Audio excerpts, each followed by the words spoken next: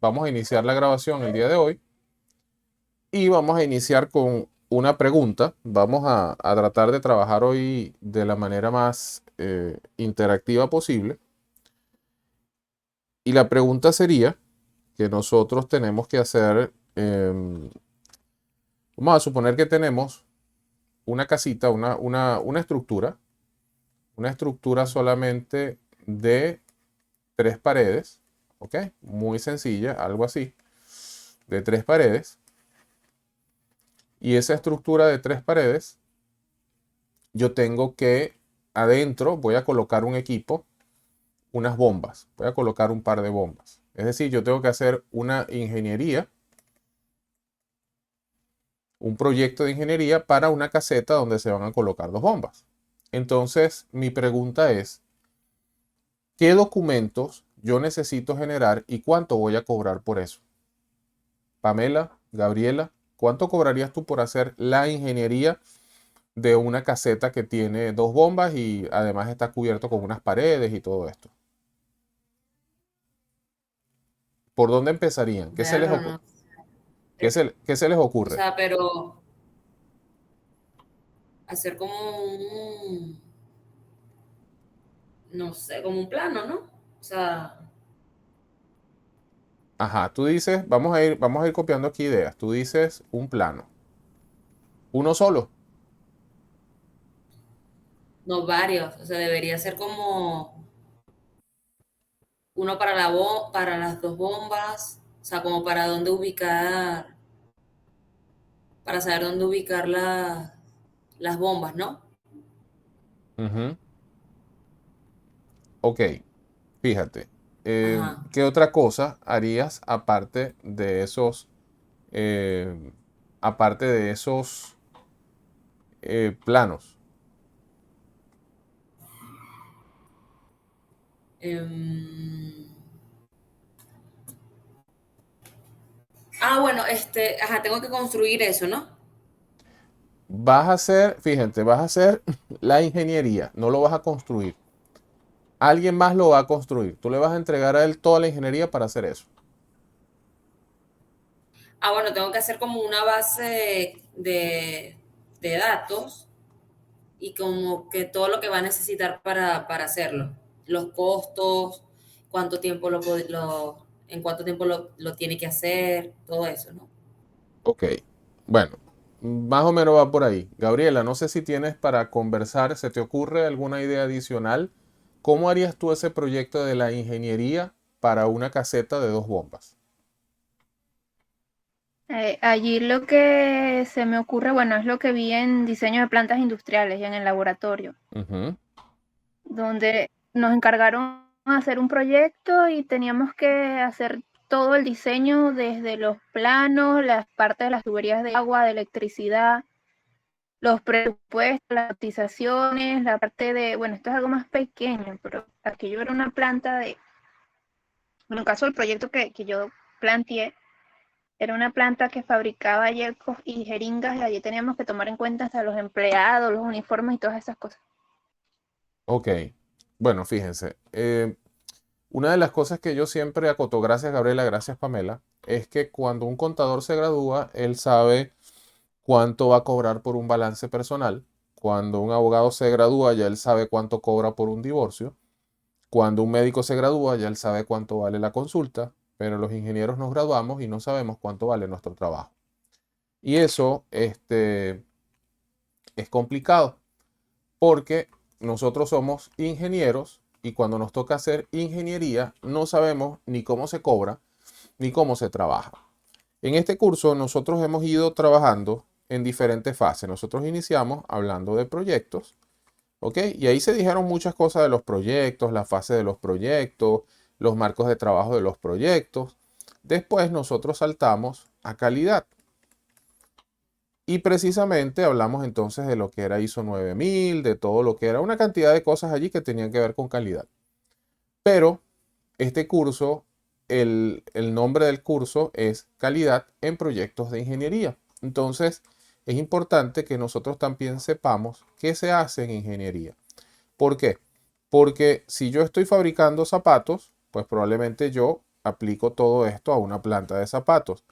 Si yo estoy trabajando con construcción, yo aplicaría todo esto a construcción. Pero, ¿qué se hace en ingeniería? En ingeniería es precisamente esa fase donde nosotros pensamos el proyecto, ¿ok? Pensamos el proyecto y generamos toda la documentación que sea necesaria para poderlo construir. No solamente planos, sino también documentos. ¿Ok? Y aparte de los documentos, también nosotros tenemos que generar algunas actividades, como por ejemplo hacer levantamiento de campo, a lo mejor hay que ir a un sitio a ver, a visualizar el terreno. Hay algo que también se conoce como estudios especiales. Los estudios especiales son estudios como por ejemplo topografía, estudios topográficos. Si yo voy a trabajar por ejemplo con un muelle, hay que hacer un estudio batimétrico. Si yo voy a trabajar con una estructura, a lo mejor necesito ver cuáles son las velocidades de los vientos.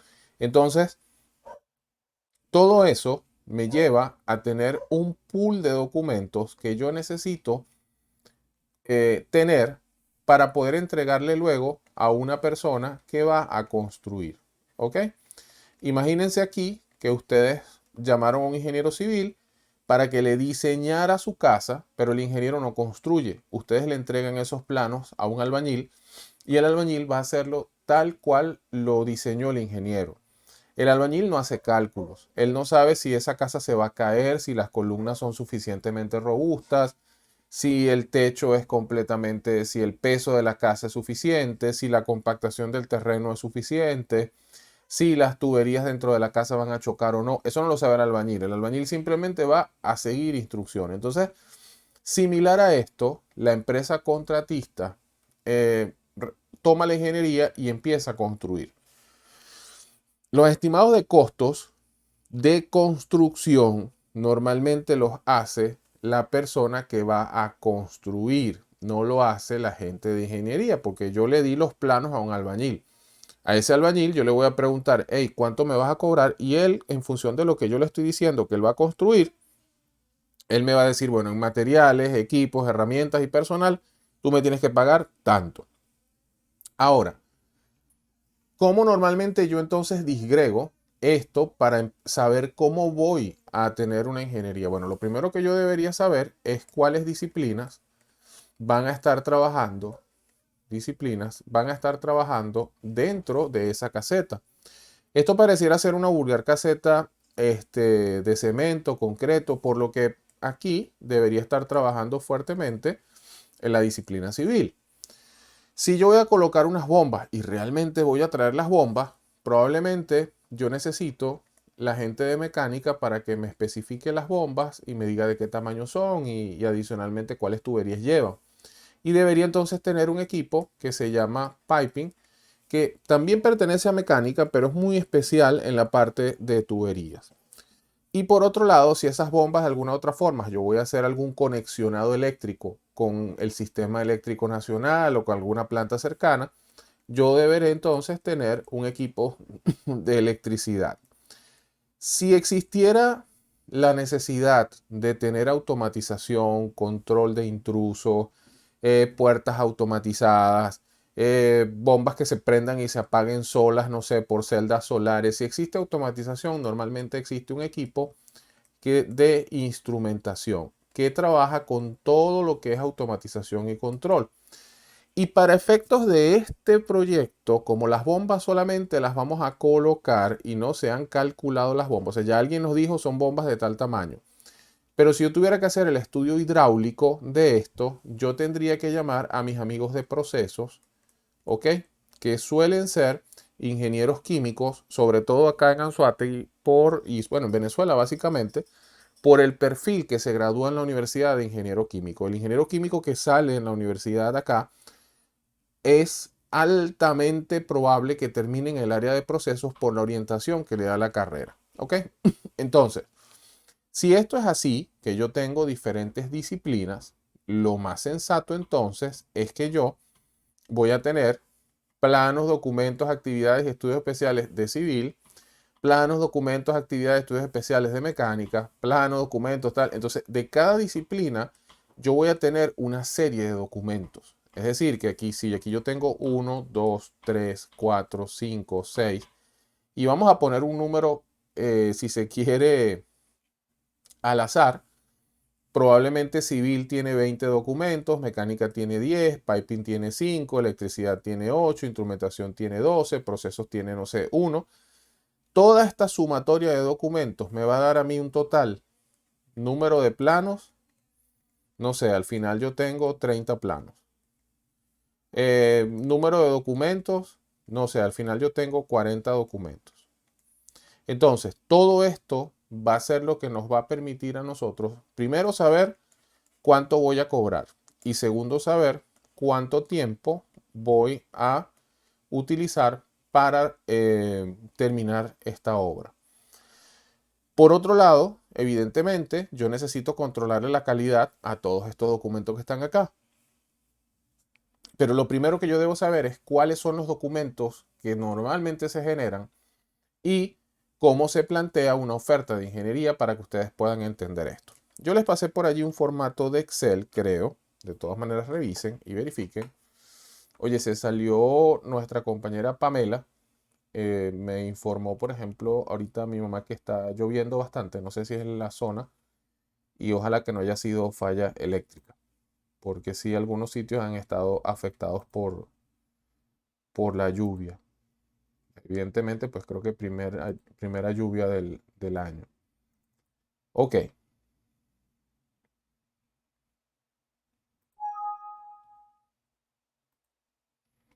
Ajá.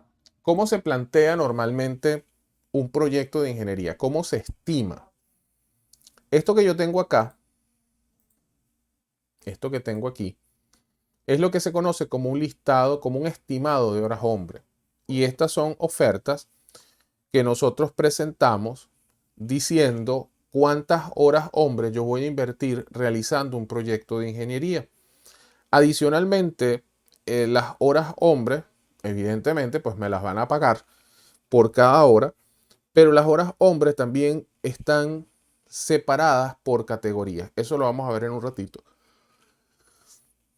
Aquí tengo actividades, cuántas actividades y cuántas horas hombre voy a utilizar de ingeniero o de proyectista o dibujante. ¿Ok? Se suele pasar que en el mundo de la ingeniería, las horas de ingeniería y las horas de dibujo se cobran por separado. Bienvenida de nuevo, Pamela. Ok, las horas de ingeniería y las horas de dibujante se cobran por separado. Pamela, para entrar en contexto, estamos mostrando cómo se realiza una oferta de horas hombre en ingeniería. En ingeniería, las actividades se separan en actividades, luego vienen documentos, ¿ok? Y acá los planos. Ajá, ustedes podrían preguntar, bueno, pero ¿qué son todos esos ceros que tenemos ahí? Tenemos ceros porque no se ha cargado ninguna hora hombre para ningún documento ni ninguna actividad. Y aparte, aparece aquí P1, P2, P3, P4, P5. Les pregunto, ¿qué es eso? ¿Alguno de ustedes conoce su categoría de clasificación según el Colegio de Ingenieros de Venezuela? ¿Cuál es su categoría? No la conozco, yo no la conozco. No sé. Gabriela, ¿te hablaron de eso en proyectos? No, la verdad no. Ok. Según el Colegio de Ingenieros de Venezuela, los ingenieros en Venezuela están clasificados según un P. Vamos a ver, no sé si tengo aquí, eh, a ver acá, tabulador, Colegio de Ingenieros. Ok. Ajá. Según Venezuela, según nuestro Colegio de Ingenieros, el tabulador empieza en función de los años, se le da una clasificación a los ingenieros. Entonces, este que acabo de bajar aquí, este dice año 2021. No sé cuál es el último, la verdad. Vamos a ver, vamos a hurgar un poquito a ver si hay uno que sea...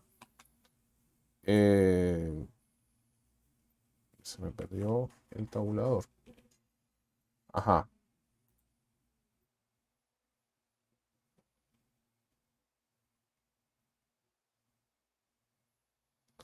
Ok, según esto, vamos a ver si guardo esta imagen y la podemos ver en otro sitio. sueldos. Bueno, vamos a ver si, y esto no sé si le puedo hacer zoom así. Ajá, así lo podemos ver. Según esto, de 0 a 1 año, tenemos nosotros que la persona es de clasificación P1 y el factor de experiencia es 1.35. Este factor se utiliza para lo que es, digamos, la estimación de costos. Por ahora no vamos a utilizar esto nosotros en este curso, ni mucho menos. De 1 a 2 años todavía el profesional se considera P1, pero su experiencia ha subido a 1.48. Cuando el profesional ya supera los 2 años, de 2 a 3, el profesional empieza a ser un P2. O sea, de 0 a 2 años, la clasificación es P1. De 2 a 5 años, la clasificación es P2. Según esto, que pareciera ser a partir del mes de enero del 2023, un ingeniero recién graduado debería tener un sueldo mínimo de 13.762. No sé cuánto es esto en bolívares. En este momento, 13.700 bolívares entre 24.5 más o menos. Un ingeniero debería estar ganando recién graduado unos 560 dólares. Por favor, no hagamos comentarios acerca de esto, pero pensemos en silencio. Entonces, supongamos que partimos de ese 560. ¿Cuánto cuesta la hora de una persona recién graduada? La hora de una persona recién graduada, basado en esto, debería ser lo siguiente. Nosotros, en teoría, la capacidad de trabajo que tiene una persona puede trabajar en el mes 4 semanas. ¿Ok? Perdón. Sería así. Semana 1, semana 2, semana 3, semana 4. Cada semana la persona tiene la posibilidad de trabajar 8 horas por cada día. Es decir, que la persona trabaja 40 horas semanales. Es decir, que la persona, la capacidad de trabajo de un profesional, en teoría son de 160 horas hombres por semana.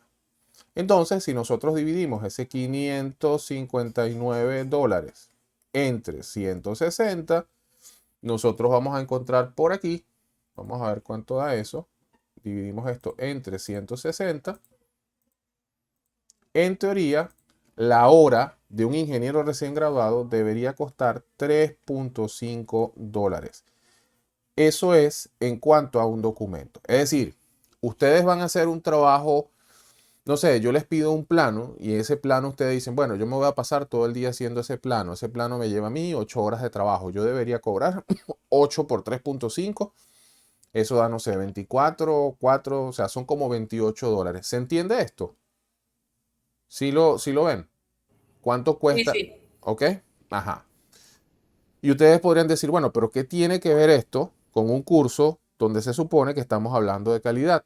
Sí tiene que ver, porque resulta que lo que les quiero tomar lo que quiero que ustedes tomen conciencia es que cada hora hombre que se pierde dentro de la ejecución de un proyecto, estamos perdiendo dinero.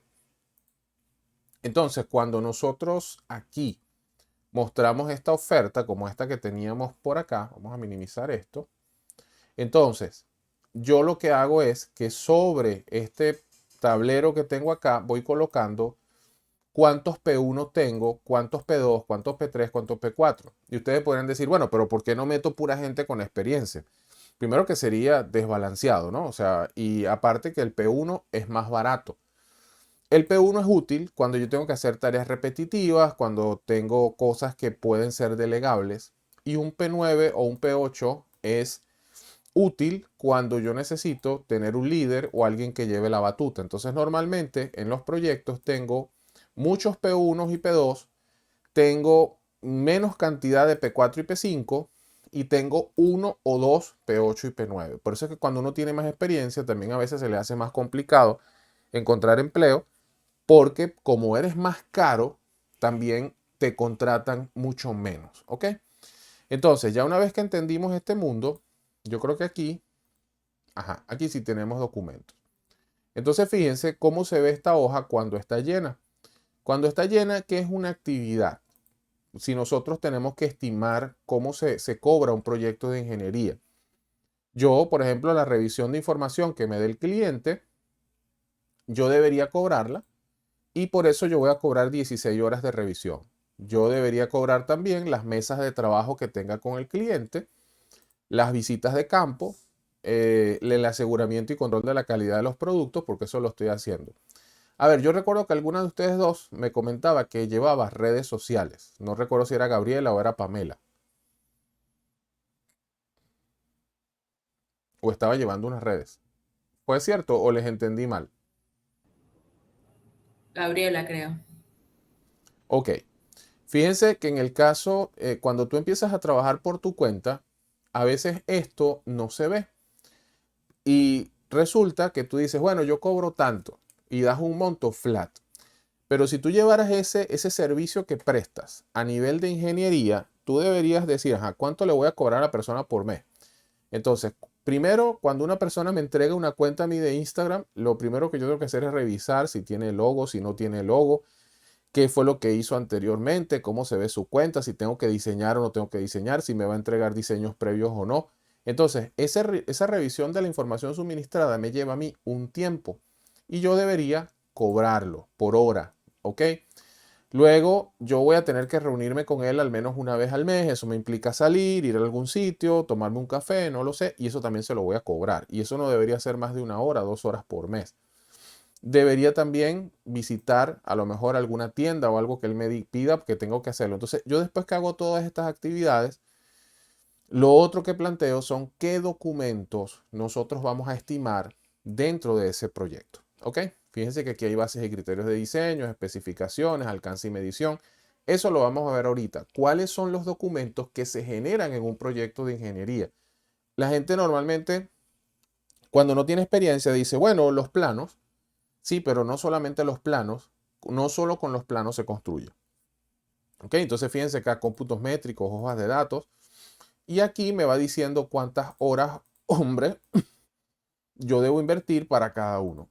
Si ustedes se dan cuenta, esos están, o algunos de esos están en múltiplos de 8. Y es porque normalmente cuando uno ya ve 40, dice, no, se va a echar una semana haciendo esto. ¿Ok?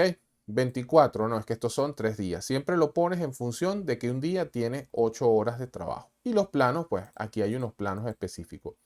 Esto totaliza 73 documentos, 1054 horas hombre de ingeniería y 640 hombres de dibujo. ¿De qué categorías? Bueno, yo me vengo para acá y veo, por ejemplo, que en este proyecto no contrataron a ningún recién graduado. Mira, cero. Aquí no contrataron a ningún recién graduado. Aquí empezaron a trabajar con P3, que el P3 es una persona que ya tiene al menos 5 años de experiencia. Y acá pues tenían un P6 y un P8, que no recuerdo ahorita cuántos años de experiencia tiene, pero sí debe estar encima de los 15 y 16 años de experiencia. ¿Se entiende esto? ¿Cómo se clasifican los profesionales? Y adicionalmente, que en un proyecto de ingeniería no se saca solamente un documento, sino que se sacan varios. ¿Sí se entendió? ¿Hay alguna pregunta acerca de esto? Todo claro por ahora. Ok, perfecto. Ajá. Yo les pasé a ustedes, eh, les pasé algo que decía documentos típicos en proyectos de ingeniería. Entonces, de esos proyectos típicos en proyectos de ingeniería, vamos a ver esa presentación porque vamos a ir conversando de los diferentes documentos que se emiten en un proyecto. ¿Ok? Y vamos a ver que precisamente no voy a mencionar los planos, voy a mencionar los documentos. Uno de los documentos que es más complicado de hacer y uno de los que requiere que el ingeniero sea mucho más especialista son las memorias de cálculo. ¿Qué es una memoria de cálculo? Una memoria de cálculo es donde yo realmente muestro el procedimiento, donde muestro las ecuaciones, muestro los software que utilicé para llegar a una conclusión y estimar el valor, por ejemplo, del ancho de una columna, del espesor de una pared, del espesor de un piso, de la especificación de un cable, el espesor de una plancha. O sea, esta es la parte, si se quiere, que más se parece a la parte académica. ¿Ok? Esas tesis que nosotros hacemos normalmente son, en algunos casos, terminan siendo como una especie de memorias de cálculo Y entonces uno en los proyectos lo que hace son 4, 5, 6 tesis de esa. Ahora, hay una particularidad. Cuando yo hago memorias de cálculo, yo no estoy inventando algo. Yo lo que hago es aplicar normas y calcular de una vez. O sea, si a mí se me ocurre hacer una memoria de cálculo para diseñar un cohete que vaya a Plutón, oye, ya eso no es una memoria de cálculo, ya prácticamente eso es un trabajo de investigación. Pero todos los días se calculan paredes, bloques, columnas, es decir, eso ya se sabe cómo calcular. Entonces lo que tengo es que aplicar las ecuaciones. ¿Qué hay dentro de una memoria de cálculo? Dentro de una memoria de cálculo o dentro de un documento de ingeniería, y aquí es donde viene la parte de calidad, yo no puedo esperar que un documento de ingeniería se parezca a una tesis, porque yo estoy en un proyecto, no estoy en el mundo académico.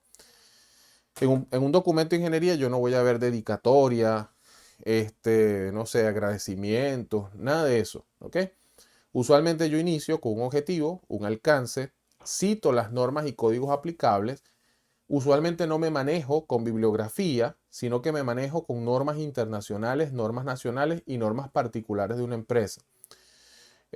Cito algunos documentos de referencia, muestro cuál es el sitio donde se está realizando el proyecto, y esto es sumamente importante. A lo mejor en la tesis yo digo, este trabajo fue realizado en Puerto La Cruz, pero aquí ya van a ver que tengo que dar unas características adicionales del sitio. Doy las condiciones ambientales, algunas premisas de diseño, los cálculos y anexo la corrida de los programas, sobre todo si el cálculo no se hace a mano, sino que se utiliza realizando algún software. La ubicación del sitio es importante porque se supone que el proyecto es único y el proyecto se va a realizar en un solo sitio. Entonces todo el mundo debería tener la misma ubicación. En cuanto a las condiciones ambientales, no es solamente decir la temperatura y la presión o la temperatura, sino que nosotros deberíamos mostrar la temperatura mínima, la temperatura, las temperaturas máximas, la pluviosidad. Sobre todo esto lo hacen mis amigos civiles para la parte de canalizaciones y todo lo que tiene que ver con drenajes de aguas de lluvia, la velocidad máxima del viento. Esto es importante cuando nosotros vamos a trabajar sobre todo con la parte estructural, la dirección del viento, la humedad relativa, sobre todo cuando voy a trabajar con sistemas de aire acondicionado, y la zona sísmica. Yo no sé, ustedes, yo creo que hablaban, uno de ustedes es química y creo que hay un civil acá. Pamela, Gabriela. No, yo soy de química. Gabriela es de civil. No, señor, industrial.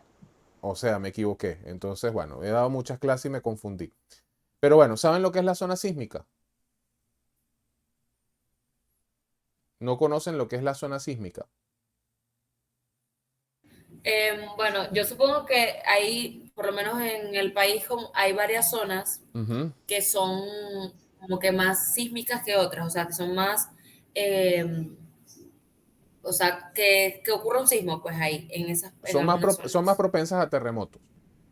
El Exacto. concepto es ese. O sea, son más propensas a terremotos. Y en función de Pero no eso, sé cómo es la escala, o sea, no sé cómo sí, lo miden en escala. a medida que el número aumenta es más crítico, ¿no? Entonces, no tiene nada que ver con la escala de Richter, esta de los niveles de los terremotos. Es un número que en función de esa zona sísmica, las ecuaciones se ponen más severas.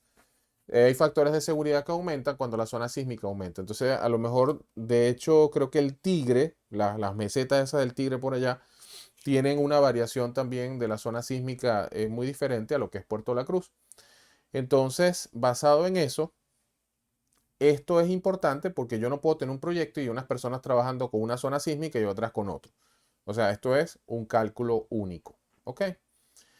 Esto que yo tengo acá es el resultado de la corrida de un programa. En el caso, Pamela, pues que tú eres de la parte química, probablemente tú has escuchado programas como HiSys, como Pro2, como PyFace. Y esos programas tienen la particularidad que después que yo hago los cálculos, ellos me arrojan unos resultados. Usualmente, cuando yo estoy en proyectos, yo no hago todo el poco de ecuaciones que hago en la universidad. ¿Qué hago yo? Meto los datos en el software, obtengo unos resultados, pero en los anexos de ese documento yo debo indicar cuáles son las corridas de los programas. Por ejemplo, aquí a mí me interesaba demostrar O decirle a la persona cuánto era la capacidad de un aire acondicionado. Y aquí me dio el resultado, me decía 22.7. Entonces, ese resultado me ahorró a mí hacer una cantidad de cálculos. Simplemente terminé y coloqué que el resultado era de 22.7 toneladas de refrigeración. Eso es lo que se conoce como corridas de los programas. Eso también va dentro de las memorias de cálculo. Ok. ¿Y qué pasa después de la memoria de cálculo? Vamos a ir rayando por aquí para que vayamos entendiendo esto. Alguien me pide, por ejemplo, calcular una columna. ¿Alguien quiere saber si esa columna es capaz de soportar una carga, no sé, un techo? Lo primero que yo hago es aplicar ecuaciones, no sé qué, tal, y aplico un software, ¿ok? O aplico un software y digo, pues bueno, esa columna sí aguanta con la carga que tú me estás dando. Pero hay un producto, esta es la memoria de cálculo. Memoria de cálculo. Pero hay un producto que se genera de esa memoria de cálculo, que es lo que se conoce como el datasheet. El datasheet es una hoja resumen donde yo digo entonces, bueno, esta es una columna que mide tanto por tanto, material cemento, grado tanto, macero de refuerzo de tanto, o sea, es como un resumen. Hay quienes dicen que es la especificación, pero una especificación es otra cosa. Un datasheet no es más que una hoja resumen. Ahora, como ahora sí estoy seguro que son químicos e industriales, ambos de ustedes vieron, Gabriela debió haber visto mecánica de fluido y Pamela debió haber visto fenómeno de transporte.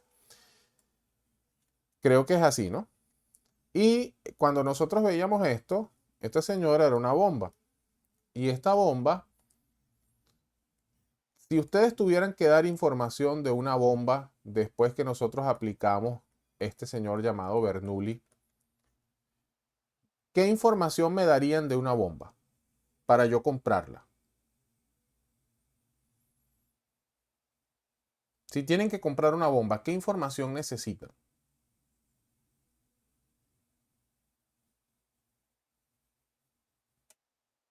Am, ella tiene como, o sea, recuerdo así vagamente, no me acuerdo muy bien, pero ella tiene como una etiqueta. O sea, las bombas tienen como una etiqueta. Ajá, eso se llama, Y bueno, en la bomba uno, eso se llama nameplate. ok. Ok. Y bueno, supongo que dependiendo del tamaño de la bomba, Ujú. eh, ella puede ver cuánto, ay, Dios mío, ya va. No, pero ya va. Aquí el Um, ejercicio aquí es al revés. Recuerda que tú estás trabajando como ingeniero y tú estás haciendo los cálculos. No es, o sea, el nameplate aparece en la bomba, pero tú vas a seleccionar, o sea, ¿qué debo saber yo para comprar? ¿Qué debo saber yo para comprarme unos zapatos? Si yo le digo, si yo te quiero regalar unos zapatos y yo quiero mandar a alguien a comprar unos zapatos, bueno, la talla del zapato. exactamente. Entonces, la talla es un parámetro que yo necesito, a juro y porque sí, conocer de ese zapato para que lo puedan comprar. En el caso de una bomba, ¿cuáles Claro. podrían ser esos parámetros para que la puedan comprar? ¿Qué hace una bomba? Um, bombea. Incrementa presión, ¿ok? La bomba tiene una presión 1 aquí y tiene una presión 2. La presión de salida es mayor que la presión de entrada. Entonces, un parámetro que yo necesito para comprar una bomba es cuánto es la presión de entrada, cuánto es la presión de salida, cuánto es tal vez la potencia del motor, cuánto es, no sé, la viscosidad del fluido, cuánto es, qué tipo de líquido va a bombear. No es lo mismo que bombee agua a que bombee, no sé, el lodo. Entonces, para comprar un equipo de estos que son complejos, yo necesito dar una serie de especificaciones. Pero eso no se lo voy a dar a la persona en un papelito para que se lo lleve. Eso lo tengo yo que escribir en un documento que se llama hoja de datos o datasheet. ese datasheet se ve más o menos como esto que tengo acá. Fíjate que para comprar una bomba, ellos muestran cosas como por ejemplo el tipo de líquido, la presión de vapor, la densidad relativa, la viscosidad, el NPCH, la temperatura, la presión de descarga, la presión de succión, la diferencia de cabezal, o sea, iban dando todos estos parámetros. Esto evidentemente sirve. ¿Para qué sirve este datasheet? Este datasheet sirve para que entonces, como nosotros estamos hablando de ingeniería, ese datasheet luego lo van a enviar a lo que se conoce como un vendor, ¿ok? O un vendedor de equipos en todo caso. Y ese vendedor es el que te va a decir, ah, bueno, a ti la que te resulta es la Bombagua, no sé, 35XP3, que ese es mi modelo estrella para este sistema. Este sí trae la plaquita, pero tú como ingeniero tuviste que haber especificado cuál es cuáles son las características que debe tener la bomba que sirve para lo que tú estás especificando. Entonces, ¿qué documentos se generan? Uno, hemos visto la memoria de cálculo. ¿Ok? Memoria de cálculo. Hemos visto también que se generan datasheets. ¿Ok? Hemos visto también, o debemos ver también, que se generan, hay un documento que se genera también y es la especificación del equipo. ¿Por qué yo estoy dando todo esto? Vuelvo y repito. Ah, porque yo tengo que entender que en esta oferta yo tengo que incluir todos los documentos que me permitan a mí culminar el proyecto. Entonces, ¿qué es la especificación de un equipo? La especificación de un equipo ni es la memoria de cálculo, ni es el datasheet, sino que es donde yo digo cuáles son las características no solo dimensionales, sino también de forma y de compra y de preservación que tiene el equipo. Vamos a poner el caso de los zapatos. Yo le quiero regalar unos zapatos a Pamela, pero si yo le digo a alguien, llévale unos zapatos a Pamela, te van a llegar con cualquier cosa. A unos zapatos talla 39, por ejemplo. Entonces te van a llegar con cualquier cosa. Pero si yo redacto un documento que se llama especificación de zapatos para Pamela, ¿ok? Va a decir, por ejemplo, los zapatos tendrán que ser para running. El zapato deberá ser de color azul. Las trenzas deben ser de un material tal que cuando se mojen no sean totalmente impermeables. El zapato debe ser capaz de, no sé, de autolimpiarse y resistir el ácido clorhídrico. Entonces, cuando yo empiezo a dar una serie de especificaciones, en la caja debe venir un set completo de trenzas de repuesto o trenzas de colores. Entonces, ya yo tengo el zapato, tengo la talla, pero ahora en este documento que se llama especificación de equipos es donde yo doy todas las características de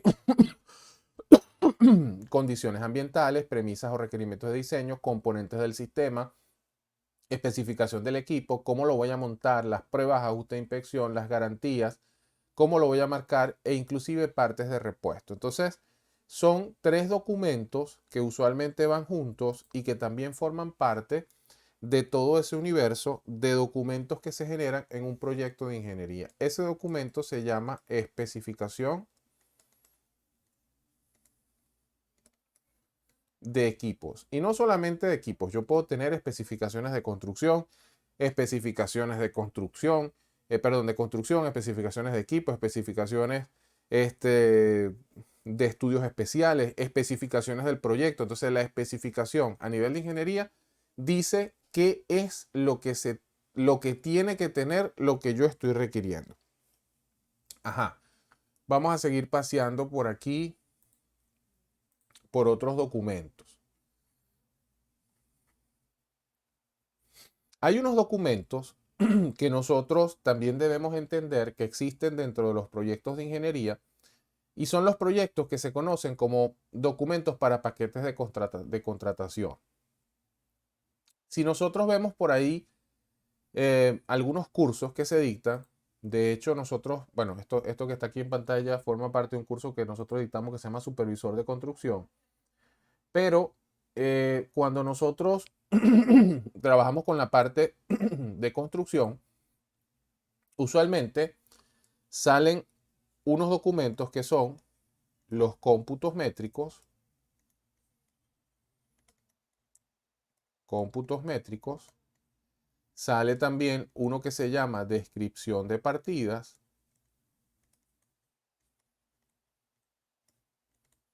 Y sale uno que se llama también lista de materiales.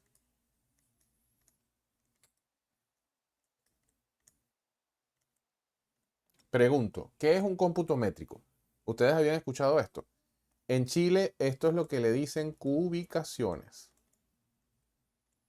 Y en Perú a esto lo llaman metrado.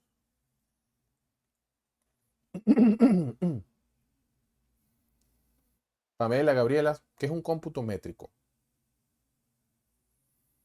¿Lo habían visto? Yo creo que no lo había escuchado, pero Ujú, según, o sea, según lo que, por lo que leo, o sea, simple lo que leo, pues, ujú. es, no sé, como una medición en, no sé, metros, ¿será? Ok, los cómputos métricos es determinar la cantidad de obra que tiene un proyecto. ¿Ok? Nosotros vamos a suponer que vamos a hacer una pared, una simple pared. Esa pared va a tener de largo 10 metros y esa pared tiene de alto 2.4 metros. Si yo contrato un albañil, una persona, para que realice esa persona me va a cobrar, viene y me dice, mira, yo te voy a cobrar por esa pared $1,000. $1,000. ¿Cómo ustedes le pagarían a esa persona? ¿Cuándo le dan los $1,000? ¿Al inicio? ¿Al final? ¿A la mitad? ¿Cómo podría yo hacer para que sea justo el pago de esa persona? ¿Qué se les ocurre? Por metro que vaya realizando, ¿será? O sea, tipo, cada metro le pago $100. Cada metro lineal. Sí, O sea, cuando él haga, si él hace aquí un metro, yo le pago. Si hace aquí otro metro, yo le pago. Si hace aquí otro metro, yo le pago. Ok, ese podría ser un acuerdo, metro lineal de pared. Entonces, pero resulta que esa pared también lleva friso. Y la pared también lleva pasta. Y la pared también lleva pintura.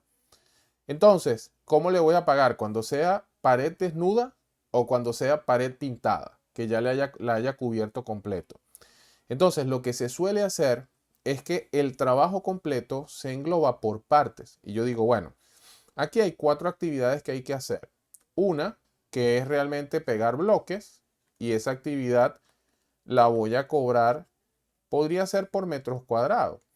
Porque a lo mejor la primera semana él no pudo terminar un metro, sino que terminó un pedacito así. Entonces no es un metro hacia arriba, sino que simplemente pues fueron tantos metros cuadrados. Después que él pega los bloques, él va a frizar. Después que él frisa, él va a encamisar. Ok, que esto es aplicación de pasta. Y después él va a pintar.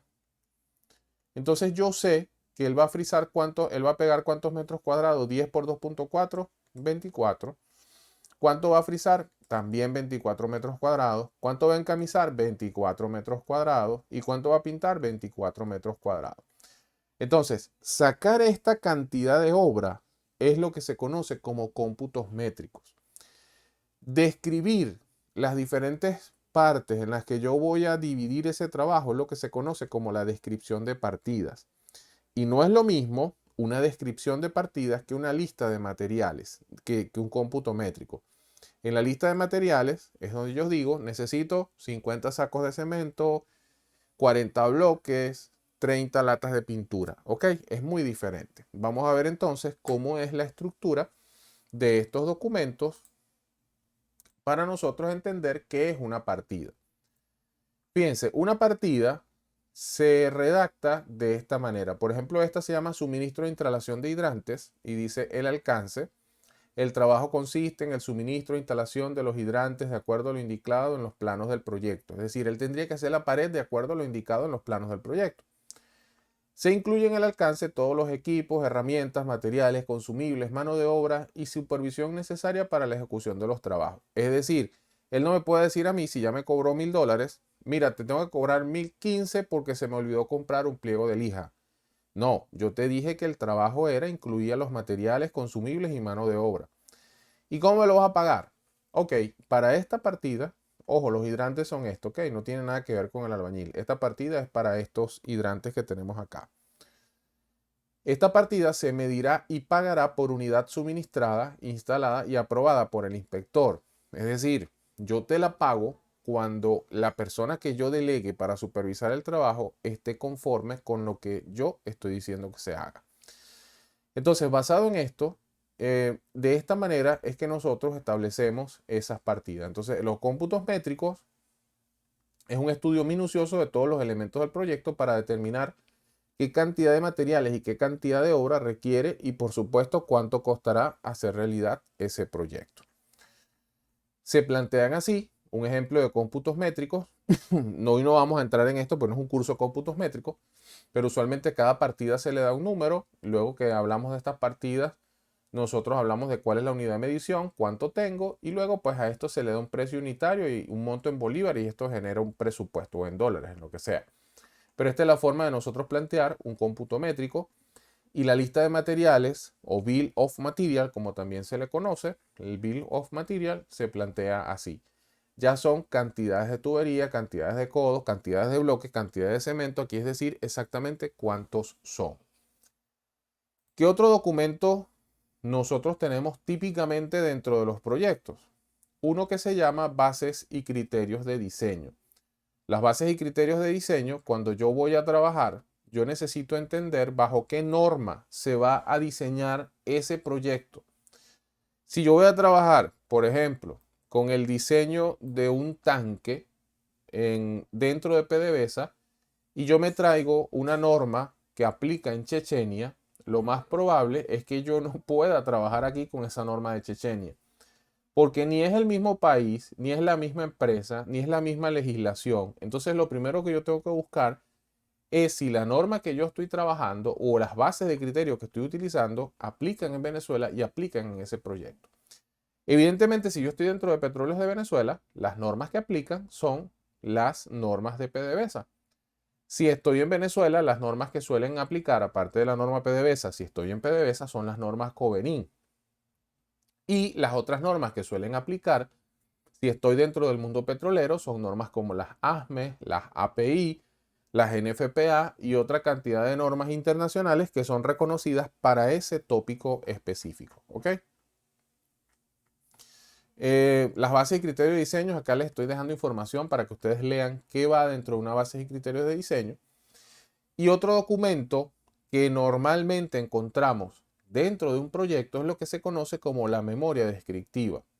Si yo les doy a ustedes esta foto, vamos a ver esta foto aquí, y yo les digo que cómo funciona eso, bueno, eso no se ve muy claro, pero pareciera que hay que bajar esta cosa para que esto suba y a lo mejor esta piedrita pasa por aquí y cae por acá. Lo cierto es que yo no sé cómo funciona eso a menos que alguien me lo diga o me dé un procedimiento. Y ustedes podrían decir, bueno, pero ¿cuál es el manual de un edificio, por ejemplo? Sí, si hay un manual del edificio, si hay un manual de la instalación, si hay un manual de todo. Porque ¿qué sucede?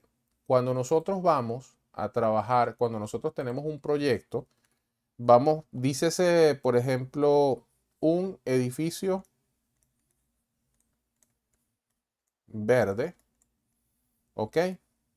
En Puerto La Cruz. Ojo, cuando digo edificio verde no es que de color verde. Un edificio verde es un edificio ecológico. Y las bases y criterios de diseño, hay una certificación que se llama LEED. Para tú diseñar un edificio verde, deberías seguir los lineamientos de esta gente que se llama LEED. Esos son edificios que no tienen aires acondicionados, que para la ventilación utilizan ventilación forzada, para refrescar utilizan cascadas cayendo a los lados del edificio. Entonces, bueno, esto es bastante complejo el generar un edificio verde de esto, ¿no? Mucho más en Puerto La Cruz. Pero para que ese edificio te lo dejen construir, usted tiene que someter el proyecto seguramente a la alcaldía. Y la alcaldía no va a querer todo ese poco de planos y cálculos. La alcaldía quiere ¿qué? Quiere un resumen de qué es lo que se va a hacer. Y ese resumen que explica que es un edificio verde, que tiene tantas dimensiones, que son de tantos pisos, que va a ser construido en tal sitio, ese resumen es precisamente la memoria descriptiva. ¿Ok? La memoria descriptiva del proyecto es la que nos permite a nosotros buscar toda la permisología ante los entes pertinentes para nosotros, pues, para que nos aprueben ese proyecto. Preguntas hasta acá, inquietudes. ¿Se entendió este mundo de qué es hacer ingeniería y cuáles son algunos de los documentos que yo como ingeniero debo entregar para que otra persona construya? ¿Hay dudas? ¿Hay preguntas? Bien, todo bien por aquí. Ok, vamos a hacer nuestro break. Son las 8:02. Vamos a tomar hasta las 8:10. Y volvemos entonces para este segundo bloque de clases.